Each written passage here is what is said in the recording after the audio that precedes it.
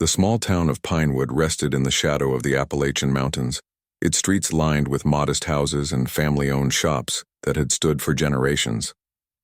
Among these, the Pinewood Hotel stood as the town's tallest building at just 3 stories high, its weathered brick facade welcoming the occasional tourists who came to hike the nearby trails or witness the famous autumn colors. In the hotel's back service area, May Winters carefully folded fresh towels, her movements quick and efficient from years of practice. At 32, she had the kind of beauty that didn't announce itself. Warm brown eyes that crinkled slightly at the corners when she smiled, and dark hair pulled back in a practical bun that kept it from falling into her face while she worked. Her hands, though, told a different story than her youthful face. They were rough and calloused, marked by years of hard work and quiet struggle. "Finished the rooms on the 2nd floor yet?" The sharp voice of Darlene, the head housekeeper, cut through May's thoughts. "Just about," May replied, adding the last towel to her cart. Room 215 needed extra attention. "The family with the 3 kids checked out this morning," Darlene sighed. "Well, hurry it up. We've got that big group coming in for the Harvest Festival tomorrow, and Mr. Reynolds wants everything perfect." May nodded and pushed her cart toward the elevator. As the doors closed, she allowed herself a moment of rest, leaning against the wall and closing her eyes. In her mind, a melody began to play, the one her grandfather had taught her when she was just 5 years old. Her fingers twitched slightly, muscle memory taking over as they moved in patterns along the elevator rail as if playing invisible strings. Music had been her grandfather's gift to her. Pop-Pop, as she called him, had been a fixture at local dances and gatherings, his fiddle bringing joy to the community for over 50 years. May still remembered sitting on his knee as a child, watching in wonder as his bow danced across the strings, creating sounds that seemed magical to her young ears. "The fiddle's got a voice," he'd told her once, placing the instrument in her small hands for the first time. "And it's your job to help it speak." The elevator doors opened, jolting May back to reality. She pushed her cart down the hallway, entering room 215 to finish the cleaning job she'd started earlier. As she worked, she hummed softly to herself, a complex melody that had been in her family for generations. It was a comfort, a small piece of her grandfather that she carried with her always. Back in her small apartment that evening, May heated up leftover stew on her second-hand stove. The one-bedroom place wasn't much, but she'd made it home. Photographs of her grandfather and parents lined the walls, alongside pressed wildflowers she collected on her rare days off. In the corner stood her most prized possession, her grandfather's fiddle case. After dinner, she washed her dishes and dried her hands carefully before approaching the case. Opening it revealed the instrument that had been her grandfather's constant companion, and now hers. The wood was worn in places from decades of use, the varnish dulled with age, but to May it was the most beautiful thing she owned.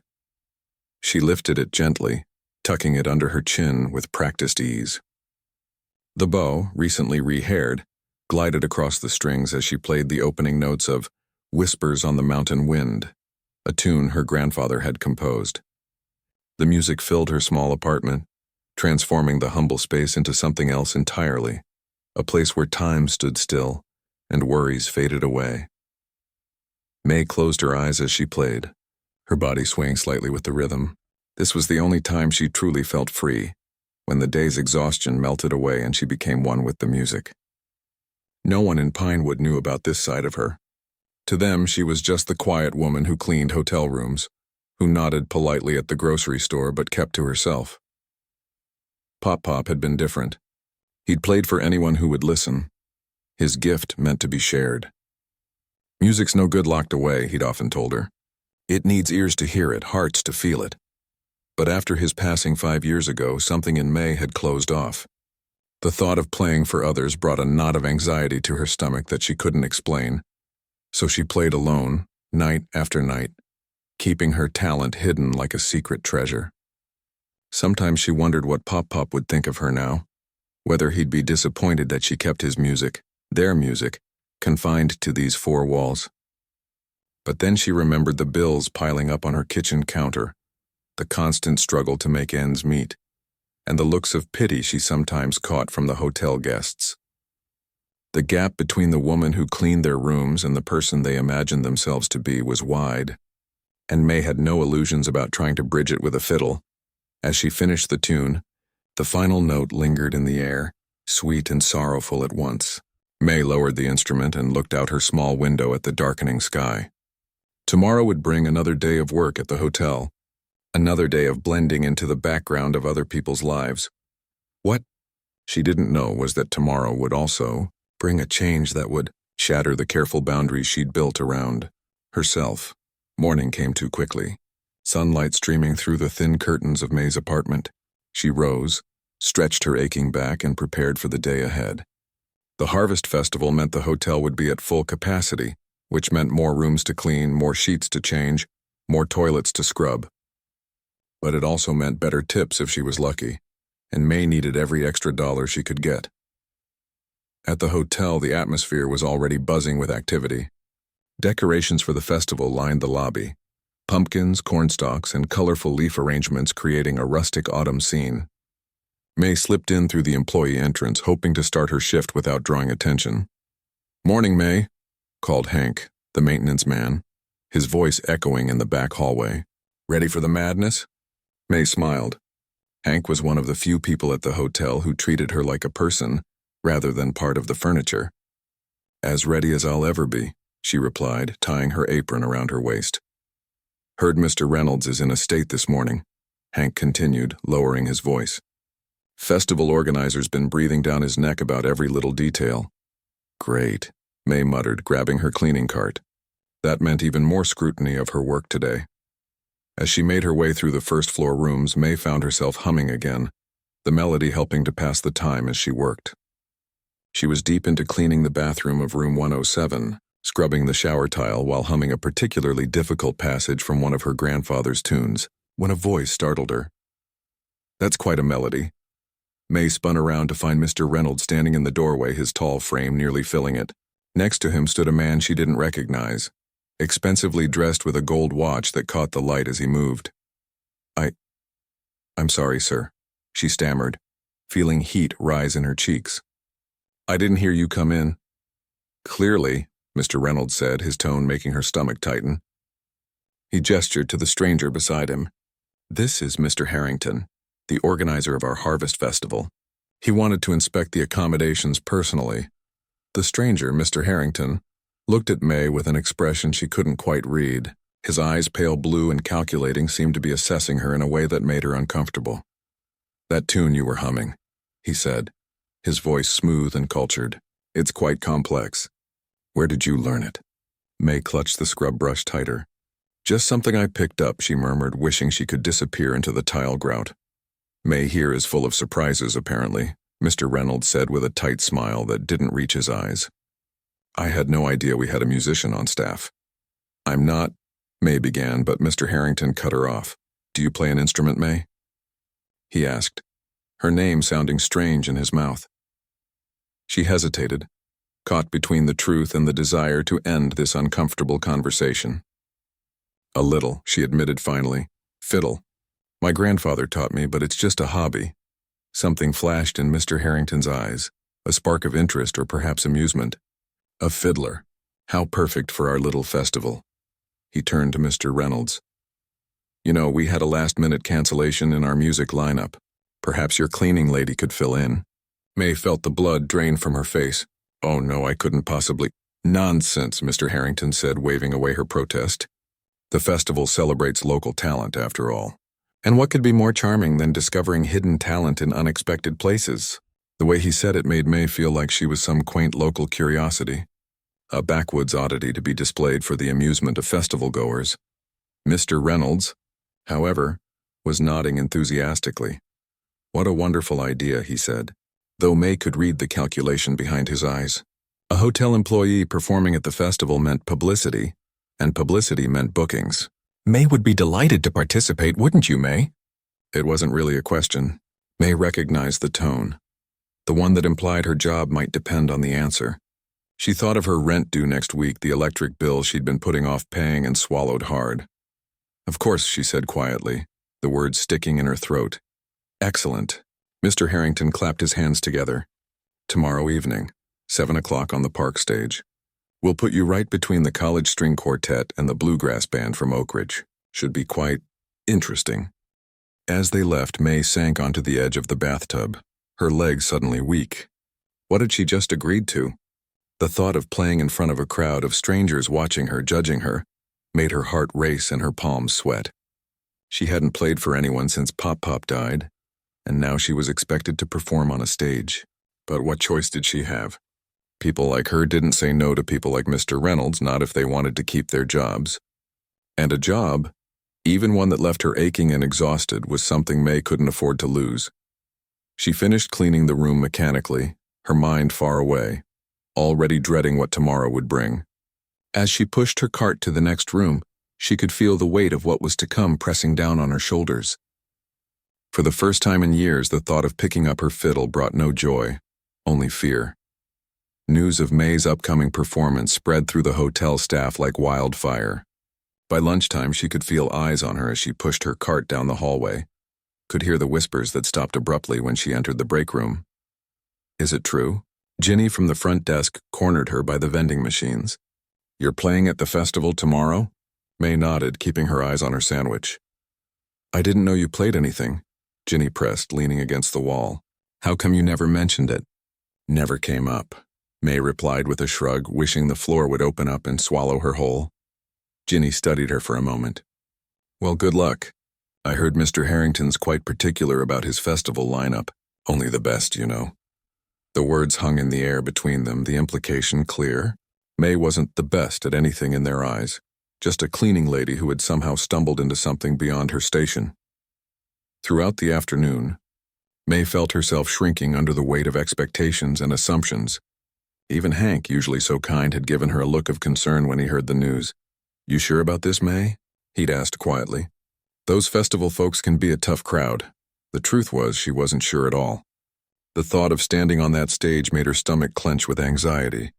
But each time doubt crept in, she reminded herself of the bills on her counter, of how precarious her position was. One word from Mr. Reynolds and she'd be looking for a new job in a town where opportunities were scarce.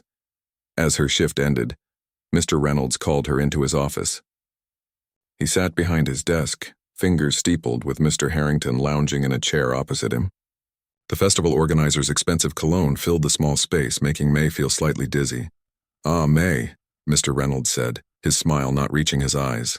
We've been discussing your performance tomorrow. It's quite the opportunity, Mr. Harrington added, looking her up and down in a way that made her skin crawl. Not often someone like you gets to be part of such a prestigious event. Someone like you. The word stung, though May kept her face carefully neutral. Yes, sir, she said quietly. Obviously, we can't have you appearing on stage in your work clothes, Mr. Harrington continued, gesturing vaguely at her uniform. Do you own anything? Presentable? Heat crept up May's neck. Her wardrobe consisted mostly of practical clothes for work and comfortable ones for home. The nicest thing she owned was a blue dress she'd bought secondhand for her cousin's wedding 3 years ago. I have a dress, she said, hating how small her voice sounded. Mr. Harrington and Mr. Reynolds exchanged a look that spoke volumes. Perhaps something could be arranged, Mr. Harrington said. We wouldn't want our unexpected talent to look out of place among the professionals. May's fingers curled into fists at her sides. My dress will be fine, she said, a hint of steel entering her voice. If they were going to make her do this, they'd have to take her as she was. Mr. Harrington raised an eyebrow but didn't argue. As you wish. Now, about your instrument, I'll bring my grandfather's fiddle, May said quickly. Actually, Mr. Harrington cut in, I've arranged for you to use one of the violins from the college music department. Top quality, much better than any family heirloom. May opened her mouth to protest, but Mr. Reynolds shot her a warning look. That's very generous of Mr. Harrington, don't you think, May? She swallowed hard.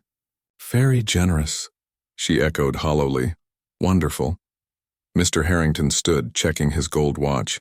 Be at the park stage by 6 for a sound check. You'll play 2 pieces. Keep them short and, well, simple would probably be best, don't you think? The condescension in his voice was unmistakable. May nodded stiffly, understanding now what this was really about. They didn't expect her to be good. This wasn't an opportunity.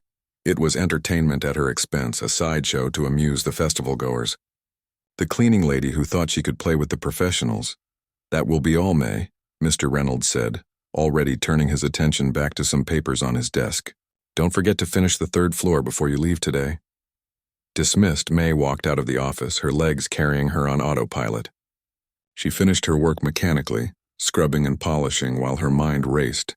Part of her wanted to run, to call in sick tomorrow, to find another job in another town rather than face what was coming. But a smaller, quieter part, the part that still remembered the feel of Pop-Pop's hand guiding hers on the bow, whispered that maybe, just maybe, this was a chance to honor him. That evening, May sat cross-legged on her living room floor, her grandfather's fiddle in her lap. She ran her fingers lovingly over the wood, remembering how Pop-Pop had told her the story of the instrument, how it had been his father's before him, brought over from the old country and played at weddings, funerals, and every important moment in between. "What would you do, Pop-Pop?" she whispered to the empty room. "What would you tell me?" She closed her eyes, and for a moment she could almost hear his voice, gentle but firm. "The music ain't for them, Maybelle. It's for the fiddle and it's for you. The rest don't matter." Taking a deep breath, May lifted the fiddle to her chin and began to play. She started with simple tunes, the kind Mr. Harrington would expect from her. But soon her fingers found their way to the complex melodies her grandfather had taught her, the ones that spoke of joy and sorrow, of mountains and valleys, of a heritage rich with music and meaning. For hours she played, losing herself in the music, letting it wash away the anxiety and humiliation of the day. When she finally lowered the bow, her fingers were sore, but her heart was lighter.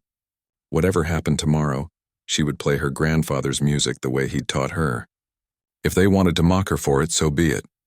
Morning brought gray skies and a light drizzle that matched May's mood. She dressed carefully in her blue dress, the fabric slightly faded but clean and pressed. Her hair, usually pulled back tightly for work, she left loose around her shoulders, the dark waves framing her face. It wasn't much of a transformation, but looking in her small mirror, she at least felt like herself. Not the invisible woman who cleaned hotel rooms, but May Winters, granddaughter of the best fiddler the mountains had ever known. She wrapped her grandfather's fiddle carefully in its old cloth case, tucking it under her arm like a shield. The walk to the park was short, but each step felt heavy with dread.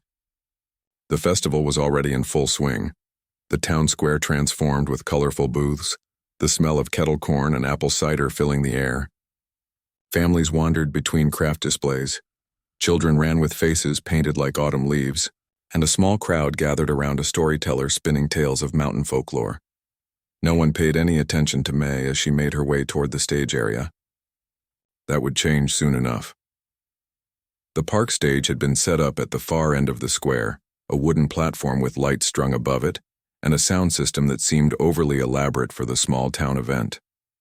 A group of young men and women in formal attire were just finishing their setup, the college string quartet, May guessed. Their instruments gleamed in the afternoon light, as polished and perfect as their pressed clothes and confident postures.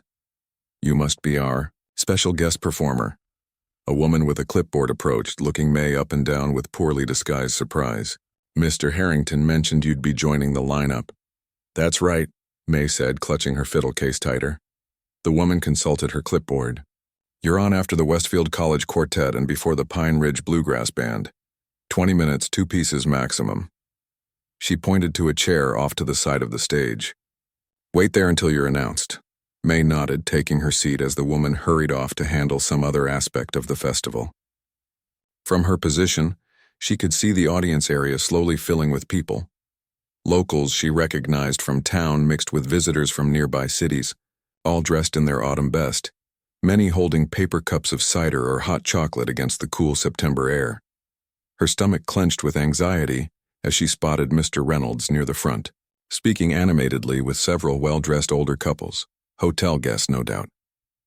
Mr. Harrington stood nearby, occasionally glancing in May's direction with that same calculating look she'd seen yesterday. A young man approached her, carrying a violin case. "Mr. Harrington asked me to bring this to you," he said, holding it out. "It's a Carletti, on loan from the music department." The case was sleek and black, nothing like her grandfather's worn cloth one. May hesitated, then shook her head. "Thank you, but I'll be using my own." The young man frowned. Mr. Harrington was quite specific. "I'm sure he was," May interrupted gently. "But I'll be playing my grandfather's fiddle, He looked uncertain, but after a moment he nodded and retreated, taking the borrowed violin with him. May knew there would be consequences for this small act of defiance, but some things were worth standing firm on. She wouldn't dishonor Pop-Pop's memory by setting aside his fiddle for a stranger's instrument, no matter how fine it might be. On stage, the string quartet had begun their performance, the clear, precise notes of Mozart floating across the park. May watched them, noting their technique, the way they communicated with subtle glances and movements. They were good, very good, and the contrast between their polished performance and whatever they expected from her would be stark. As the afternoon wore on and the quartet's performance neared its end, May's hands began to tremble slightly. She took deep breaths, trying to calm herself. People were already turning to look at her, whispering behind their hands. She recognized some of them: the owner of the grocery store where she shopped, her landlady, several hotel guests who had probably never looked directly at her before today. The quartet finished their final piece, and the crowd applauded enthusiastically. As they took their bows and gathered their instruments, May stood, legs unsteady beneath her. This was it. There was no backing out now. Mr. Harrington stepped onto the stage, microphone in hand, his smile bright and artificial. Wasn't that wonderful, folks? Let's hear it again for the Westfield College String Quartet. More applause, more smiles. Then Mr. Harrington turned, his eyes finding May at the edge of the stage. His smile widened, taking on an edge that made her skin crawl. And now, ladies and gentlemen, we have a special treat for you, one of Pinewood's own hidden talents, or so she claims. A ripple of laughter from the crowd. Please welcome to the stage our very own hotel cleaning lady, who's going to show us her fiddle playing. Let's give a warm welcome to May Winters. May clutched her grandfather's fiddle case to her chest as she walked onto the stage, each step feeling like she was wading through molasses. The lights seemed too bright, the crowd too large, the whispers too loud. She caught sight of a few hotel staff members in the audience, Ginny and Hank among them, their expressions a mix of curiosity and second-hand embarrassment. That's her, the cleaning lady, someone whispered loudly enough for May to hear. This should be interesting. Another voice replied with a chuckle. Mr. Harrington stood at the edge of the stage, that same smug smile playing on his lips. Ms. Winters works as a housekeeper at our lovely Pinewood Hotel, he announced, as if sharing a particularly amusing joke. When we discovered her hobby, we just had to include her in our festival. After all, we're all about celebrating local talent, aren't we? The way he emphasized talent made it clear he expected none. A ripple of laughter moved through the crowd. May's cheeks burned with humiliation as she carefully removed her grandfather's fiddle from its worn case. The instrument looked shabby next to the gleaming violins the quartet had played, its wood darkened with age and use. Mr. Harrington leaned in, voice low but still audible to those nearest the stage. Keep it simple, dear. Perhaps Twinkle, Twinkle, Little Star? Something within your capabilities. With that parting shot, he stepped off the stage, joining Mr. Reynolds in the front row.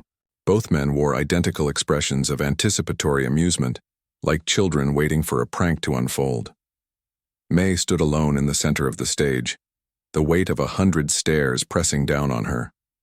Her hands trembled as she positioned the fiddle under her chin, the familiar feel of the wood providing the only comfort in this nightmare. She closed her eyes for a moment, trying to steady her breathing. I can't do this, she thought, panic rising in her chest. I should never have agreed to this. Then, from somewhere deep in her memory, she heard her grandfather's voice again, as clear as if he stood beside her. Remember, Maybelle, he'd told her once, when she'd been nervous about playing for a small family gathering.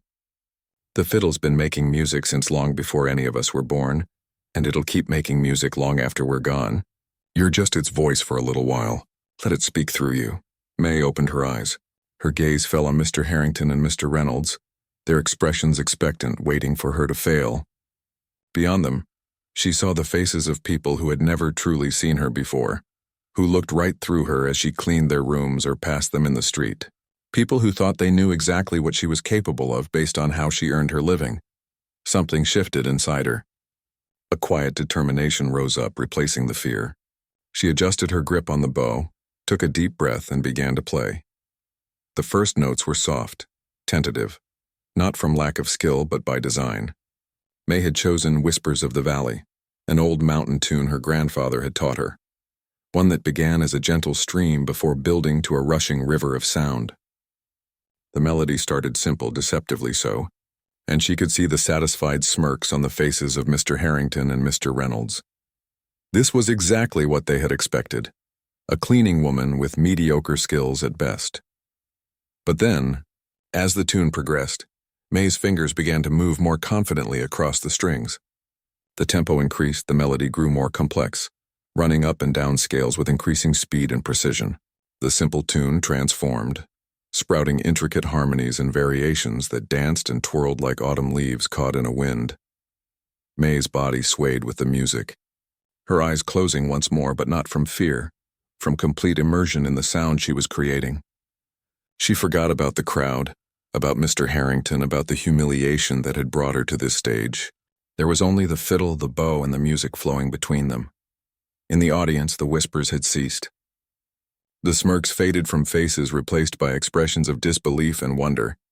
Even the members of the college quartet stood transfixed at the side of the stage, their own instruments momentarily forgotten as they watched May's fingers fly across the strings with a speed and accuracy that spoke of thousands of hours of practice.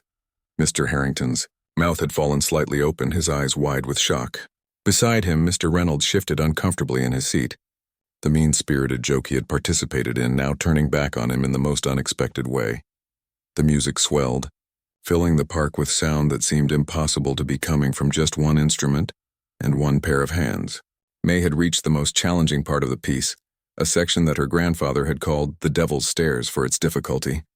Her bow moved so quickly it almost blurred, her fingers pressing and releasing the strings in patterns that would have left many trained violinists struggling to keep up. And then, just when it seemed the melody couldn't become any more intense, May transitioned into Heart of the Mountain, another of her grandfather's compositions, one he had written specifically for her when she was 16. It was a piece that began with powerful driving rhythms that evoked horses galloping through mountain passes, then evolved into a hauntingly beautiful melody that could bring tears to the eyes of anyone with a heart to listen. A child in the audience pointed, wide-eyed, as May's bow danced across the strings. An elderly woman dabbed at her eyes with a handkerchief. A couple reached for each other's hands, drawn together by the emotion in the music. May felt the shift in the air, sensed, rather than saw, the change in the audience. The fiddle sang beneath her fingers, telling stories of joy and sorrow, of hardship and triumph, of mountains that had stood longer than memory and would stand long after all who heard this music were gone. It was her grandfather's story, her story, the story of everyone who had ever been underestimated or overlooked. As the final movement approached, May opened her eyes. The world had changed in the minutes she'd been playing. Gone were the smirks and whispers, the condescension and pity. In their place was something she'd never experienced from these townspeople before: respect. Pure, undeniable respect. Hank stood near the back of the crowd, his weathered face split in an enormous grin. Ginny's mouth hung open in astonishment. Mr. Reynolds looked as though someone had just informed him that his entire understanding of the world was incorrect. And Mr. Harrington, the man who had orchestrated this whole event as entertainment at her expense, sat rigid in his chair, his face a complex mix of emotions that May couldn't fully decipher. She didn't need to. The music spoke for itself, and it spoke the truth.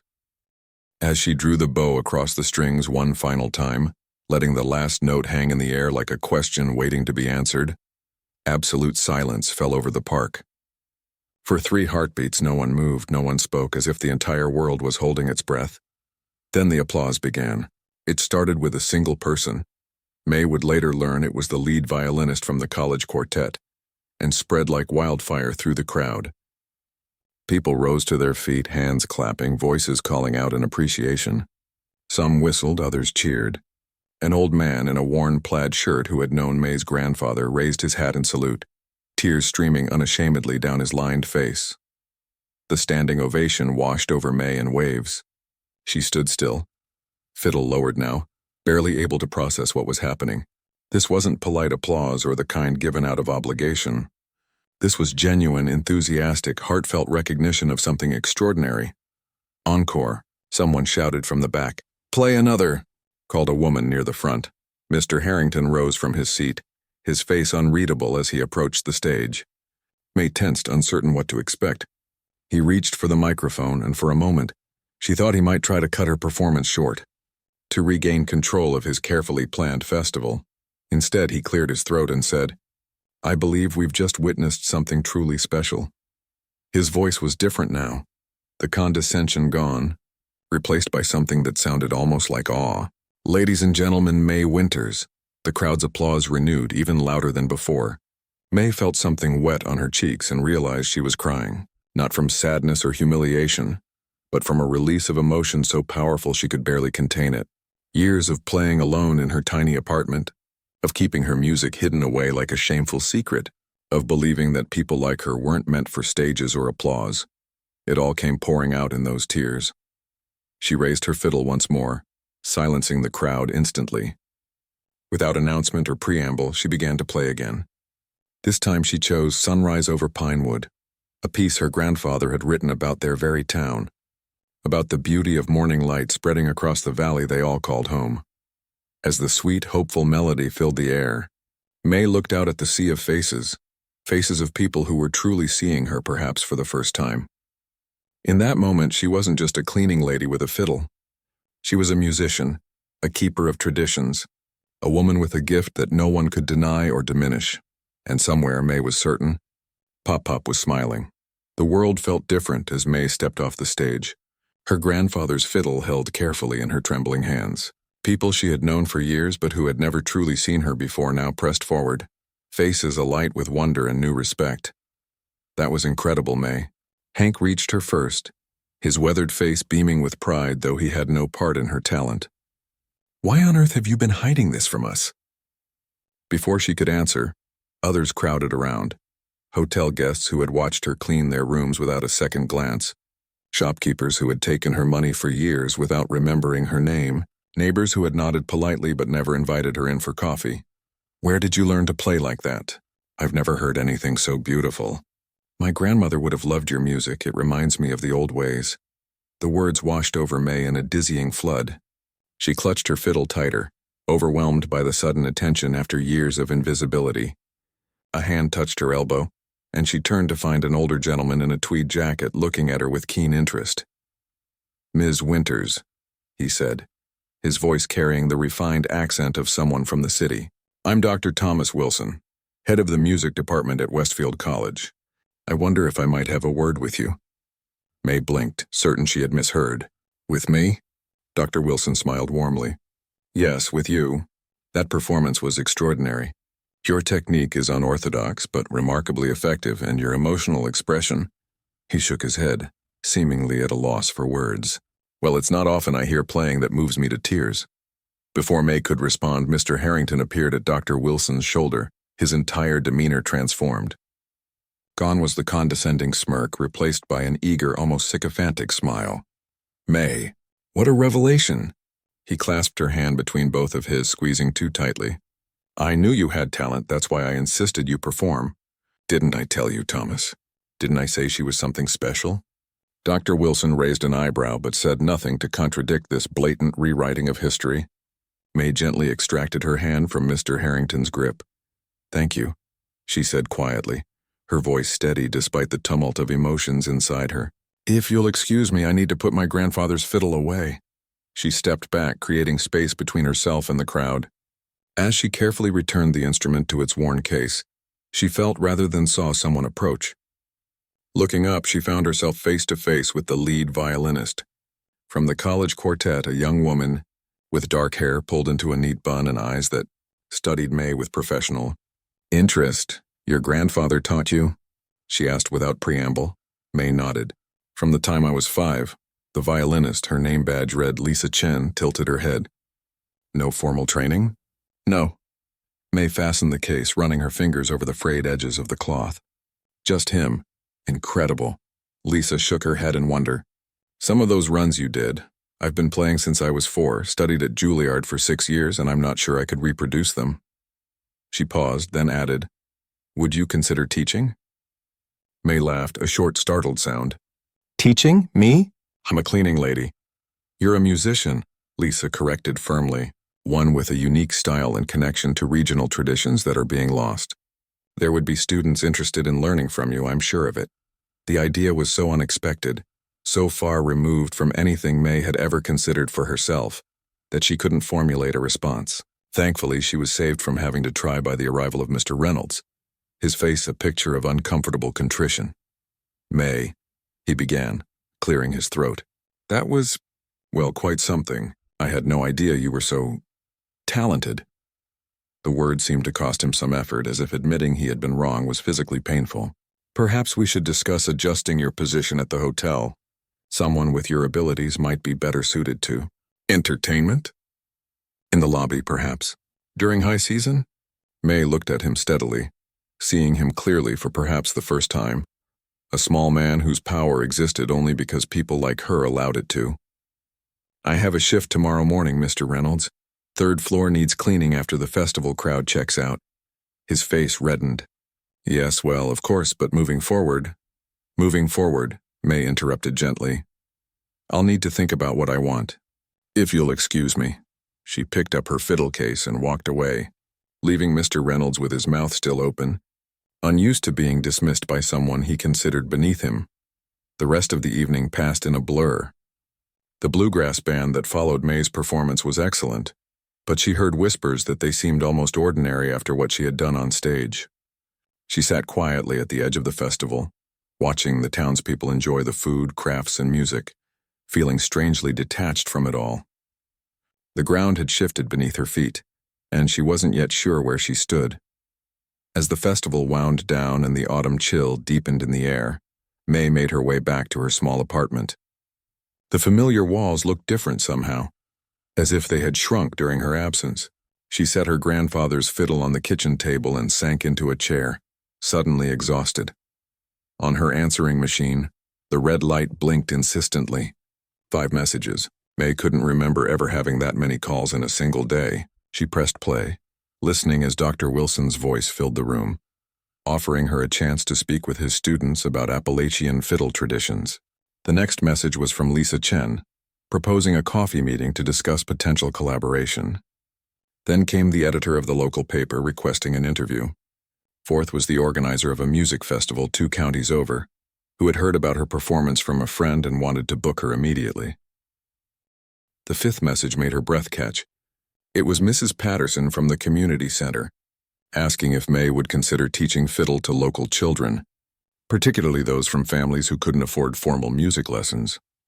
May sat in the quiet of her apartment, the possibilities spreading before her like roads leading in all directions. Just that morning, she had been invisible, a woman who cleaned hotel rooms and existed on the margins of her community. Now doors were opening that she had never even known existed. She reached for the phone, then hesitated. Who should she call first? What should she say? How did a person navigate a life that had changed so completely in the space of a single evening? The doorbell rang, startling her from her thoughts. May rarely had visitors, especially at this hour. She opened the door to find Hank standing on her doorstep, his gray hair rumpled by the evening breeze. "Hope I'm not disturbing you," he said, shifting awkwardly from foot to foot. "Just wanted to make sure you were okay after all that excitement." May smiled, genuinely touched by his concern. "I'm fine, just processing." Hank nodded. "Figured as much. It's not every day you go from being the hotel maid to the talk of the town." He held out a paper bag. "Brought you some of Millie's apple cider donuts from the festival. Thought you might need a bit of comfort food." May accepted the bag, the simple kindness bringing unexpected tears to her eyes. "Thank you, Hank. Would you like to come in?" Have a cup of tea? He shook his head. "Another time, maybe. You've got a lot to think about tonight." He turned to go, then paused. "You know, May, I've been working at that hotel for 27 years. Seen people come and go. Seen how this town treats folks depending on what they do for a living or where they come from." He looked at her directly. "What you did tonight, showing everybody who you really are, what you can really do, that took courage. Don't let anybody make you small again. Not ever." With that, he gave her a little salute and walked away, leaving May standing in her doorway with the warm bag of donuts and a heart full of possibilities. Inside, she made herself a cup of tea and sat by the window, watching the moon rise over the mountains. Tomorrow she would still clean hotel rooms. She would still struggle to pay her bills. Her hands would still bear the calluses of hard work. But something fundamental had changed. not just in how others saw her, but in how she saw herself. May picked up her grandfather's fiddle once more, running her fingers lovingly over the worn wood. "Thank you, Pop-Pop," she whispered, "for everything you taught me, for not letting me give up." She began to play, softly at first, then with growing confidence.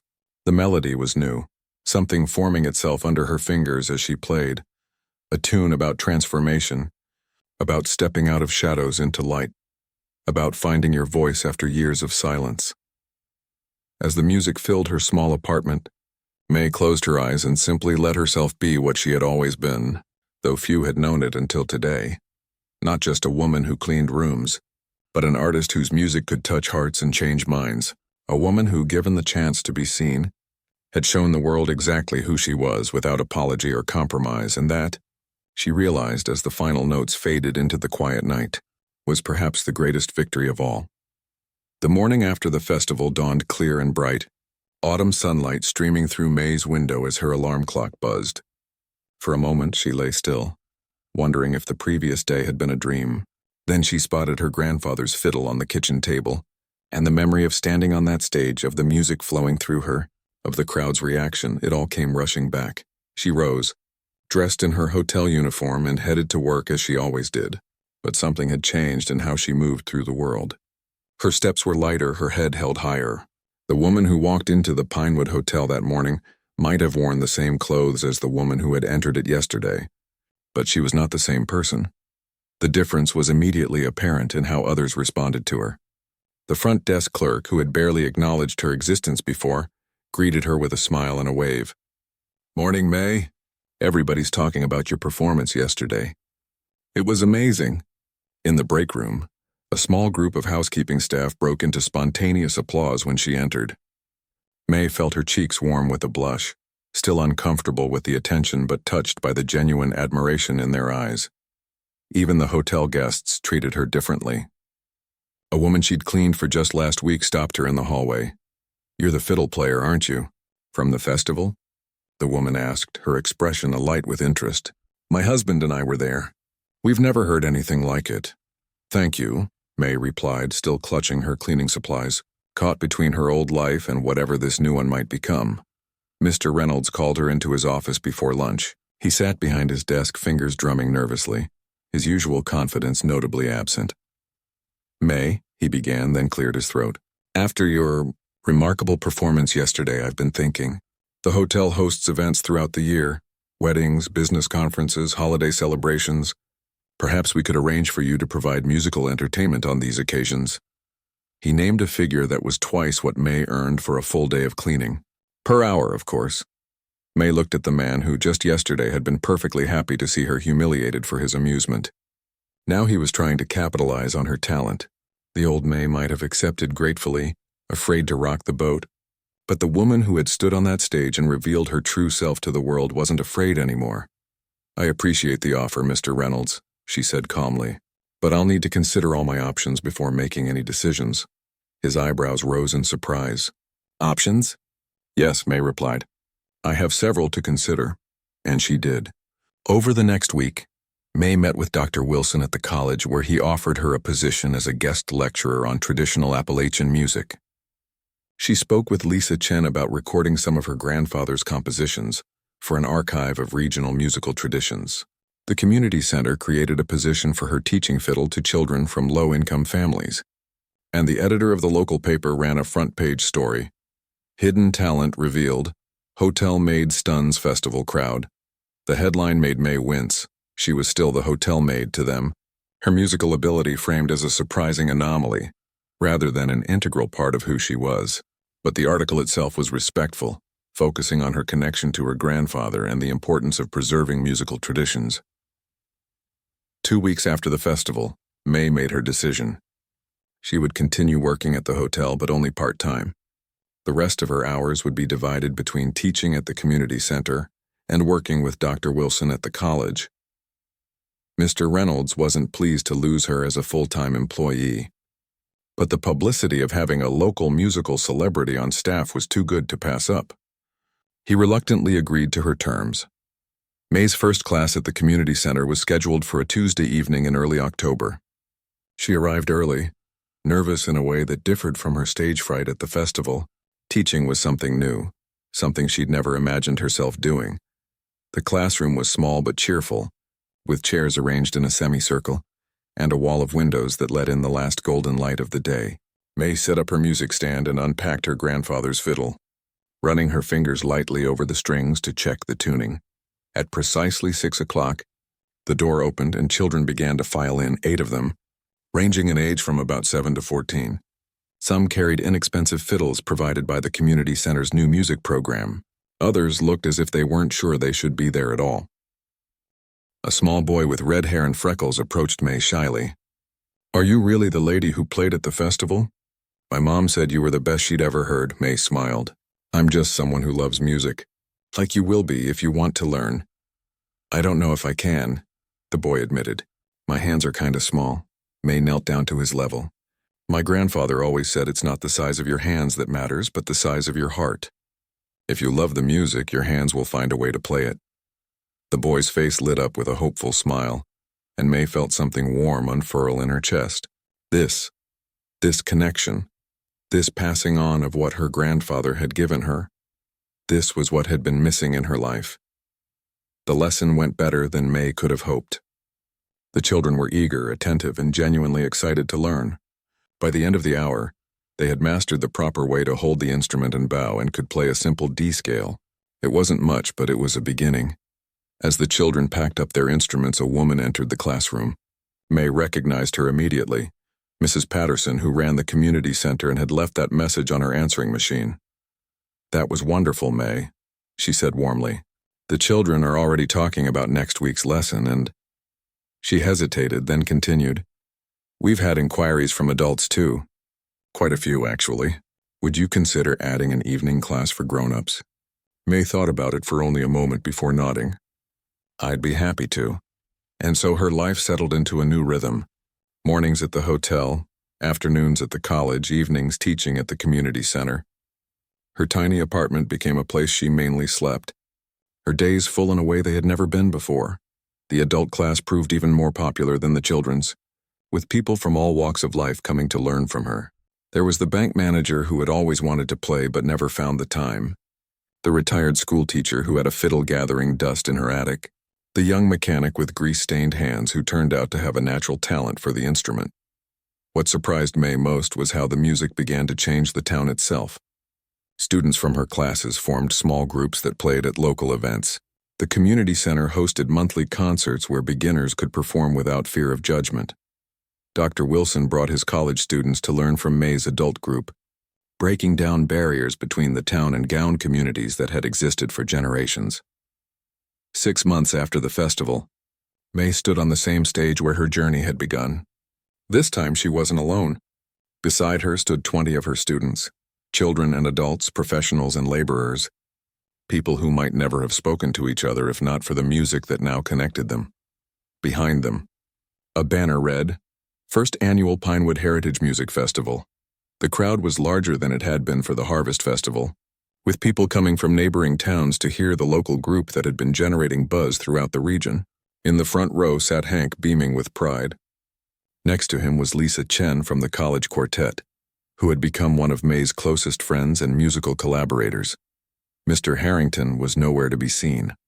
After the Harvest Festival, he had quickly distanced himself from Pinewood, perhaps embarrassed by how his attempt to mock May had backfired so spectacularly. Mr. Reynolds was there, though, sitting near the back, his expression thoughtful as he watched May address the crowd. "Music has always been the heartbeat of these mountains," she said, her voice clear and confident now, no longer the whisper of a woman afraid to be noticed. "It tells our stories, carries our joys and sorrows, connects us to those who came before and those who will come after. My grandfather used to say that a tune is never really yours. You're just borrowing it for a while, adding your own voice before passing it along." She looked at her students, at the instruments they held with such care and pride, at the community that had gathered to hear them play. "Today we're passing along what we've learned. Some of us have been playing for months, others for just a few weeks, but we're all part of something bigger than ourselves, a tradition that has lived in these hills for generations and will continue long after we're gone." May raised her bow, and 20 others did the same. As they began to play Morning in the Mountains, her grandfather's favorite tune, she felt his presence beside her, saw him in the faces of her students as they concentrated on their fingering, heard him in the music that filled the park. A year ago, she had been invisible, a woman defined by her job and overlooked by the very community she had lived in all her life. Now she stood at the center of something beautiful and growing, a teacher and keeper of traditions, a woman who had found her voice and helped others find theirs. As the music soared toward its finale, May closed her eyes and let the joy wash over her. The journey that had begun with humiliation had led her here, to purpose, to community, to the life her grandfather had always known she was capable of living. She was still May Winters. She still worked hard with her hands. She still lived in her small apartment and shopped at the same grocery store. But she was also something more now, a woman fully seen and heard, a woman who had shown that true talent and worth had nothing to do with job titles or social status. And that, May knew as the final notes of the song rang out across the valley, was a truth worth sharing with the world.